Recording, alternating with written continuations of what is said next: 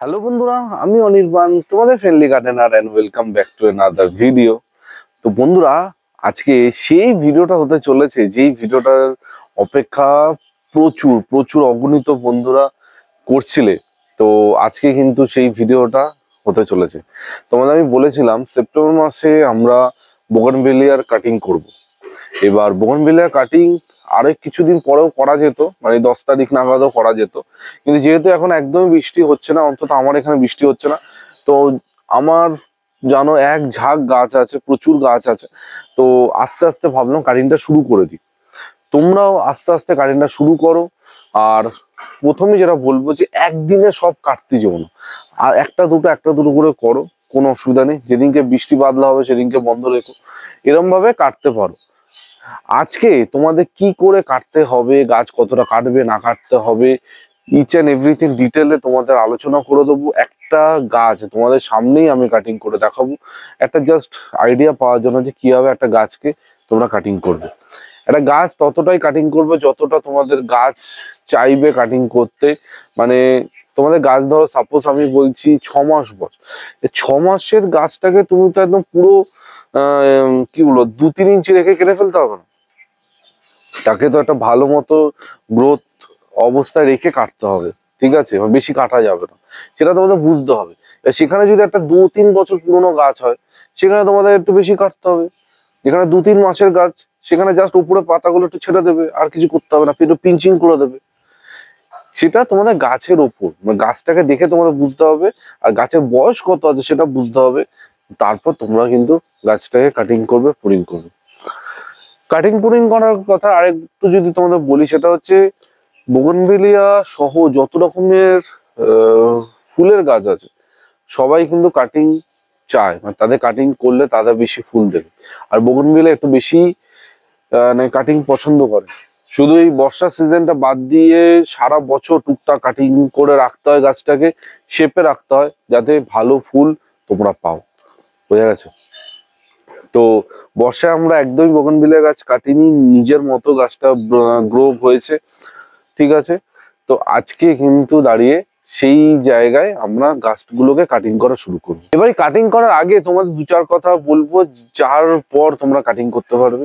Number 1, গাছে কোনো যেন রোগ পোকার আক্রমণ না থাকে। যদিও বোগনভিলিয়া গাছে রোগ পোকা জানোই খুব কমই হয়। 2 নম্বর পয়েন্ট, সেটা হচ্ছে গাছে যেন কোনো ফাঙ্গাসের অ্যাটাক না হয়। বোঝা গেছে? গাছে যেন কোনো ফাঙ্গাসের অ্যাটাক না হয়, এর জন্য যে যখন তোমরা কাটিং করবে তার অন্তত দিন 2 আগের থেকে গাছে ভালো করে ফাঙ্গিসাইড স্প্রে করে রাখবে, যাতে ফাঙ্গাসের কোনো রকম সমস্যা না হয়। আর 3 নম্বর পয়েন্ট, যেদিনকে কাটিং করবে তার আগের দিন কিন্তু ভালো করে গাছটাকে জল দিয়ে রাখবে। মানে একদম পুরো মানে ডিহাইড্রেট যেন না থাকে, মাটি যেন শুকনো থাকে, মাটি যেন ভেজা থাকে, সেরকম ভাবে কিন্তু তোমাদের ব্যবস্থা করে গাছটাকে রাখতে হবে। তারপর গিয়ে তোমরা কাটিং করবে। এই কাটিং করার পরেই তোমাদের মাথায় প্রশ্ন আসবে যে অনির্বাণ এখন কি খাবার দেবো। ডেফিনেটলি সেই ভিডিও হবে, আমি নিশ্চয়ই সেই ভিডিও করে দেবো, কি খাবার দেবে, কতটা দেবে না দেবে। তার জন্য একটু ওয়েট করো, একটু সবুর করো, ডেফিনেটলি সব উত্তর তোমরা টাইম টু টাইম পেয়ে যাবে, ঠিক আছে? তো চলো এবার দেখে নেওয়া যাক একটা বোগনভিলিয়াকে কতটা কাটিং করব আর কি করব। তো বন্ধুরা, এখানে দেখতে পাচ্ছ একটা বোগনভিলিয়া গাছ আমি নিয়ে নিয়েছি। আর তোমরা তো জানো আমার কাছে অনেক বোগনভিলিয়া গাছ, তো র্যান্ডামলি একটা চুজ করেছি। আর বোগনভিলিয়া গাছে কাটিং নিয়ে আর নতুন করে কি বলবো, শুরুতেই তোমাদের অনেক কিছু বলে দিয়েছি। আর তাহলে এইটুকুই বলবো, কাটিংটা মিস করা যাবে না, কাটিংটা কিন্তু করতে হবে। কাটিং না করলে ভালো ফুল কিন্তু শীতে তোমরা পাবে না। আর আজকে আমি ভিডিওটা দেখাচ্ছি, আস্তে আস্তে তোমরা কাটিং করো। আমি ভিডিওটা করে দিচ্ছি, মানে আজকে করেছি মানে এক্ষুনি তোমাদের সব কিছু কেটে ফাঁকা করে দিতে হবে এরকম কিন্তু না। এই আজকের থেকে শুরু করে পুরো সেপ্টেম্বর মাস জুড়ে তোমরা কিন্তু কাটিং করতে পারো। সেটা কিন্তু তোমাদের উপর ডিপেন্ড করছে তোমরা কবে করবে, কিন্তু অক্টোবর মাস থেকে কাটিং না করাই ভালো, ঠিক আছে? এই কাটিং করার পর কি পরিচর্যা করতে হবে সেটা স্টেপ বাই স্টেপ আমি পরের ভিডিওতে আলোচনা করব। তো প্রথমেই দেখো, একটা গাছকে কতটা কাটিং করব সেটা গাছটাকে দেখে তোমাদের ডিসাইড করতে হবে। গাছের বয়স কত, গাছের লেন্থ কত, সেটা কিন্তু বুঝতে হবে। আমার এই গাছটা দেখতে পাচ্ছ, এই গাছটা একটা ম্যাচিওর গাছ, গাছটার বয়স আনুমানিক 2 বছরের কাছাকাছি হবে। বেশ ভালো লম্বা হয়েছে। তোমাদের যদি একটু গাছটা দেখাই, দেখো কি কত লম্বা হয়েছে, একদম পুরো আকাশচুম্বী। তো এত লম্বা গাছ কখনোই ভালো ফুল দেবে না, বোঝা গেছে। আমাদের একটা গাছের ডাল মানে ম্যাক্স টু ম্যাক্স 2.5 ফুট তার মধ্যে রাখতে হবে। 4-5 ফুট লম্বা হয়ে গেলে সেই ডাল কিন্তু কেটে ছোট করতে হবে। এই বিষয়ে তোমাদের আগেও বলেছি। তো প্রথমেই দেখো, প্রথমে আমি এই লম্বা ডালটা কাটা শুরু করবো, যেটা ওই গাছটা লম্বা হয়ে গেছে। আর সবসময় ধারালো কাটার, যেটা আমি সবসময় বলি, যেই কাটারটা তোমরা ব্যবহার করবে সেটা যেন ধারালো হয়, যেন শক্ত কাটার হয়, একদম ব্লেড, এখানে আমি বলবো ব্লেড, দা, এই ধরনের জিনিসপত্র দিয়ে কিন্তু কেউ কাটাকাটি করতে যাবে না, হাতে কিন্তু লেগে যেতে পারে। তো আমি কাটার নিয়ে নিয়েছি, সেই কাটার দিয়ে প্রথমে একটা র্যান্ডম কাট আমি কাটলাম, ঠিক আছে, কাটলাম। এবার এটা কাটার পর আমি দেখবো যে গাছটাকে আমি কিরকম শেপে দেবো, কতটা আমি কাটবো। এবার এখানে তোমরা দুটো কাজ করতে পারো, একটা হার্ড প্রুনিং, একটা semi hard pruning. Soft pruning এখানে এখন আমি করতে বারণ করব। সেমি হার্ড প্রুনিং মানে, হার্ড প্রুনিং কাকে বলে? হার্ড প্রুনিং হচ্ছে তুমি 4 ভাগের মধ্যে 3 ভাগ কেটে ফেললে, এটাকে বলে হার্ড প্রুনিং। আর সেমি হার্ড প্রুনিং মানে 4 ভাগের মধ্যে তুমি 2 ভাগ কাটলে 2 ভাগ রাখলে, বোঝা গেছে? তো এবার তোমাদের বুঝতে হবে তোমাদের গাছটাকে তোমরা কতটা কাটবে। যেহেতু আমি বর্ষার আগেও একবার কাটিং করেছিলাম, তাই আমি বেশি হার্ড প্রুনিং করবো না। গাছটাকে শেপ দেবো, উল্টো পাল্টা ডাল এদিক ওদিক যেটা বেরিয়ে গেছে সেই ডালগুলোকে কেটে আমি গাছটাকে শেপে আনবো। এটাই হবে আমার আজকের টাস্ক। তো দেখো এরপর আমি কি করি।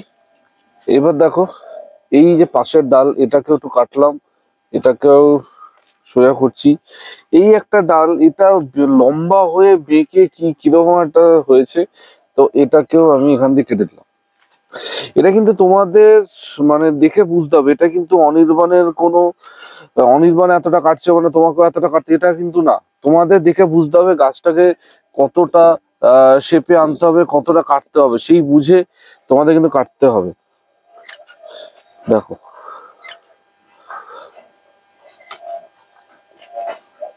এরকম ভাবে আস্তে আস্তে কাটবে, আর দেখে দেখে কাটতে হবে, একবার খাঁচাখাচ কেটে ফেলবে না, দেখে বুঝে কাটবে।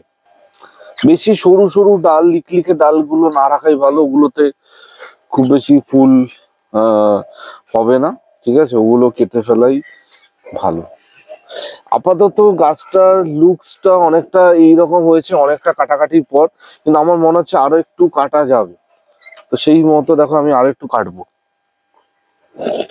গাছটাকে একদম বুশি লুকে রাখতে হবে, বুশি যাতে দেখতে লাগে সেই রকম আমি করছি। বেশি ছড়ানো ছেটানো গাছে কিন্তু ফুল দেখতে ভাল লাগে না, সেই মতো কিন্তু তোমাদের জিনিসটা করতে হবে।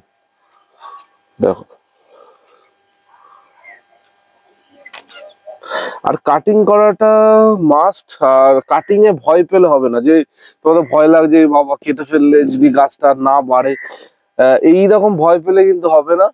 কাটিং না করলে কিন্তু ভালো ফুল তোমরা কখনোই পাবে না, বোঝা গেছে। আর এই কাটিং যাদের যাদের বাড়িতে বোগনভেলিয়া আছে অবশ্যই এই সময় করতে হবে। আর এই ভিডিওটা কিন্তু শুধু বোগনভেলিয়ার জন্যই হচ্ছে, তুমি তোমাদের যাবতীয় গাছ আবার কাটতে শুরু করে দিও না।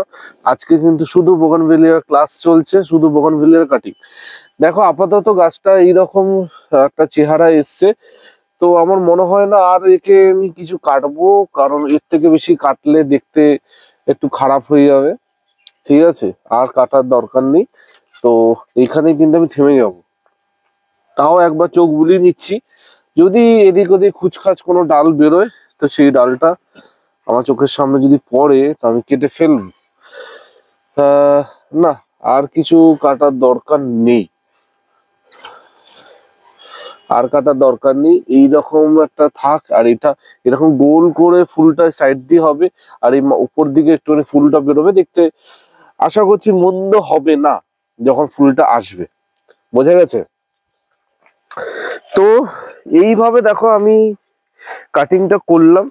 এবার এটা বলতে পারো একটা সেমি হার্ড পুরিং করেছি, বেশি হার্ড পুরিং আমি করিনি, কারণ অলরেডি যেহেতু এর আগেও আমি একবার কাটিং করেছিলাম, তাই জন্য বেশি হার্ড পুরিং আমি এখানে গেলাম না। এবার তোমাদের যেটা বললাম, তোমরা বুঝে করবে তোমাদের কতটা প্রয়োজন, আর আস্তে আস্তে করবে, ঠিক আছে? মানে একদিনে সব করে ফেলবো এরকম করবে না, একটা দুটো করে কাটিংটা করবে। তো বন্ধুরা, এই ছিল আজকে টোটাল ভিডিও। তোমাদের সামনে এই গাছটাকে আমি কাটিং করে দেখালাম। আশা করছি তোমাদের বুঝতে কত অসুবিধা হয়নি। এরপরও যদি কোনো জায়গায় তোমাদের কোনো রকম বুঝতে সমস্যা হয়, তোমরা কি করবে তোমরা তো জানোই। অনির্বাণকে কমেন্ট করবে, অনির্বাণকে মেসেজ করতে পারো, ফোন করতে পারো, তার নাম্বার নিশ্চয়ই তোমাদের কাছে আছে। যদি আমার নাম্বার তোমাদের কারোর প্রয়োজন হয়, আমাকে কমেন্ট করো, আমি দিয়ে দেবো।